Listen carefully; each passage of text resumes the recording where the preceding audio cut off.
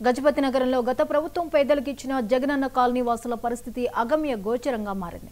వర్షాకాలం నేపథ్యంలో కాలనీ బురదమయంగా మారి ప్రజలు బయటకు రాలేని పరిస్థితి నెలకొంది. జగన్ పార్టీ ఇచ్చిన కాలనీ కావడంతో ఇప్పటి ప్రభుత్వ అధికారులు పట్టించుకోవడం లేదని స్థానికులు ఆవేదన చెందుతున్నారు. కాలనీకి రోడ్లు, కాలువలు, త్రాగునీరు లేకపోవడంతో అంబులెన్స్, వంట గ్యాస్ సిలిండర్ సరఫరా కూడా జరగడం లేదని వారు ఆవేదన చెందారు. ఇకనైనా అధికారులు స్పందించి కాలనీలో మౌలిక సదుపాయాలు కల్పించాలని కోరుతున్నారు.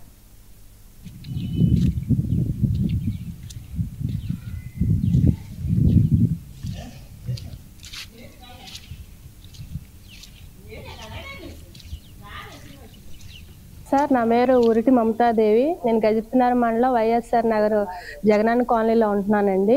మా రోడ్ల పరిస్థితి చూస్తే ఇలా ఉంది సార్. మాకు దయచేసి 3 సంవత్సరాలు అయిందని మేము ఇక్కడ ఇంటికి వచ్చి ఒక రోడ్డు కూడా వేయలేదు. మాకు మెయిన్ రోడ్ వేసినా చాలు సార్. పిల్లలు స్కూల్కి ఇబ్బంది పడుతున్నారు, మగవాళ్ళు డ్యూటీలకు వెళ్ళడానికి ఇబ్బంది పడుతున్నారు.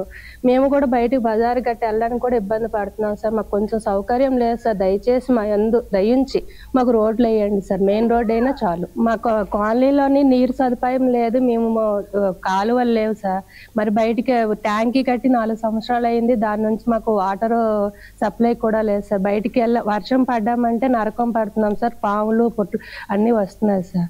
దయచేసి మాకు రోడ్లు వేయాలని కోరుకుంటున్నాం సార్.